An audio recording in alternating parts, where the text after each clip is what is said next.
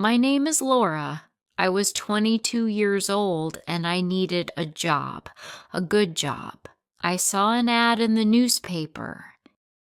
It said a man needed a maid for his 2 young children. The family was very rich, so I decided to go to their house. When I arrived, I was surprised. The house was very big. I rang the doorbell. A tall man opened the door. He had dark hair and his eyes were very sad and tired. He did not look happy. "You are here for the maid position?" he asked. "Yes, sir. My name is Laura," I replied. "I am Jackson," he said. He did not smile. Jackson showed me around the big house. It was beautiful with expensive furniture, but it felt very empty. There were many pictures of a beautiful woman on the walls. She was never smiling. She looked like a sad queen. Then I met the children. They were twins, a boy and a girl 7 years old. Their names were Shane and Zara. They were very quiet. They did not speak. Jackson looked at them. "This is Laura. She will be your new maid," he told them. The children still did not say anything. The whole house was very quiet. Jackson then explained that the children's mother had passed away 1 year ago. I understood that this job was not only about cleaning the house and playing games with children. It was about bringing some happiness and light into this dark place. I also needed the money for myself, so I told Jackson I would work for him. My new life as a maid began. I lived in a small room inside the very large house. I cleaned the house, cooked dinner, washed the dishes, and looked after his children. Shane and Zara were very, very quiet. They did not speak many words, and I had never heard them laugh. They missed their mother very much. Jackson had told me that she passed away 1 year before in a car accident. He did not talk about it often, and he did not share his feelings.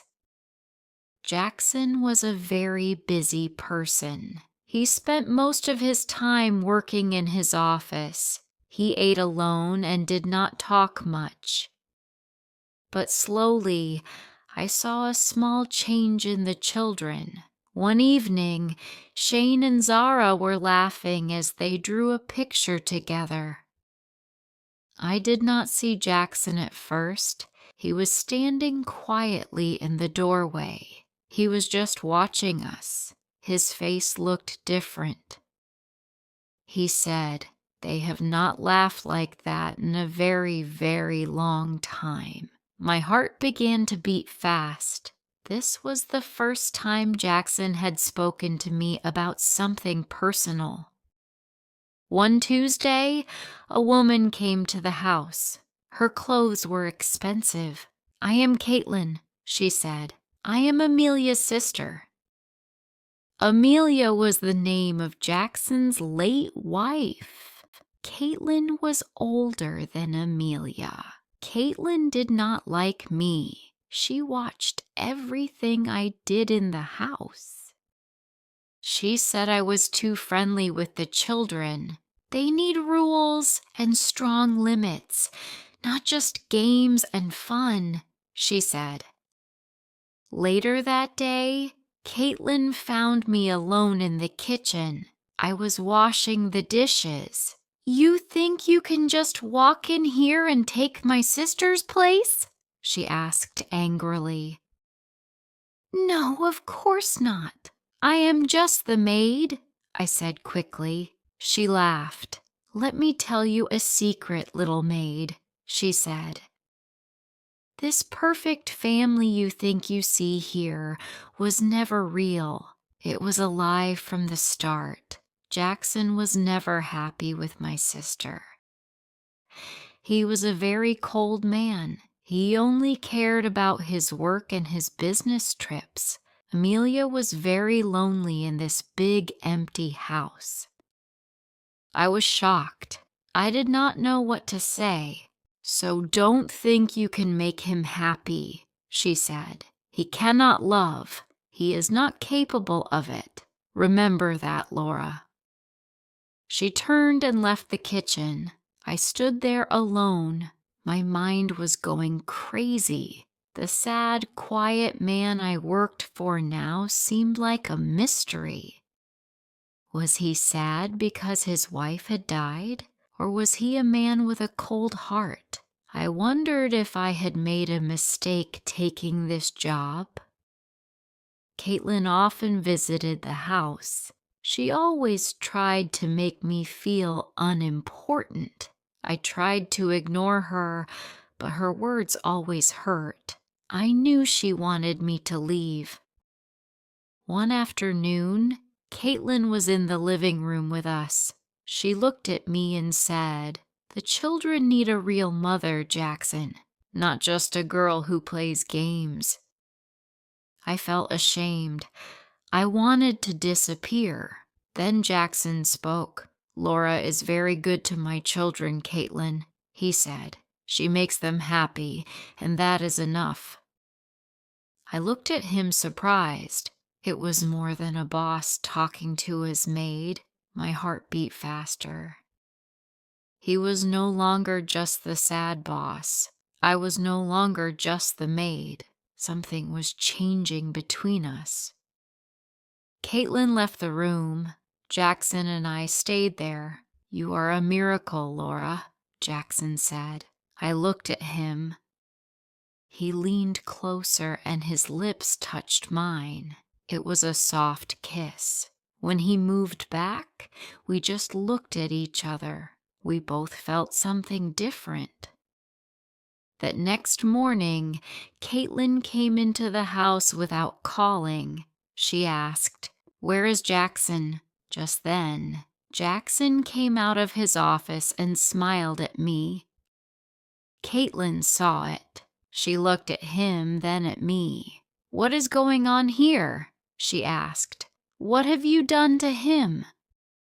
"Caitlyn, please," Jackson said, trying to stop her, but she ignored him and walked to me.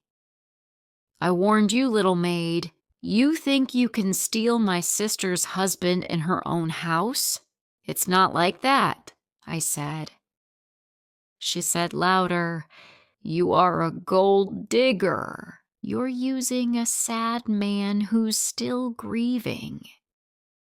My heart broke. Caitlyn was right. This had been Amelia's house. I didn't belong. "I'm so sorry," I said to Jackson. "I'll pack my things now." I ran upstairs. My eyes were full of tears. Then the door opened. It was Jackson. He looked worried. "Don't listen to her, Laura," he said. "She's right," I cried. "This is wrong. I'm just the maid." "No," he said. "The only thing wrong was my life before you came. Please sit down." We sat on the bed. He looked into my eyes and said, "Caitlyn was right about one thing. My marriage wasn't happy. Amelia and I were lonely. When she died, I was sad for the family I never had. My world stopped moving.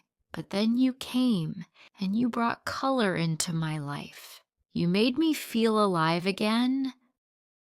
The kiss wasn't a mistake. My only mistake was not saying how I felt. "Laura, I'm falling in love with you. Please don't leave. Let's build a real family together." 6 months passed. The house is no longer sad. It's filled with laughter. Caitlyn doesn't visit anymore. My old room is now a guest room. I share the master bedroom with Jackson. He is no longer the sad man I first met. His eyes are full of love. One day Jackson holds my hand. "Are you happy, Laura?" he asks. I look at our home, at the man beside me, and think of the 2 children I love like my own. Yes, more than I ever dreamed, more than I ever hoped for, I say. I came here 6 months ago as a maid looking for a job. Soon I will be Jackson's wife. It wasn't easy, but it brought me to my true home. Love can grow in the most unexpected places. Kindness and patience can heal even the saddest hearts. If you liked this story, please like, comment, share, and subscribe.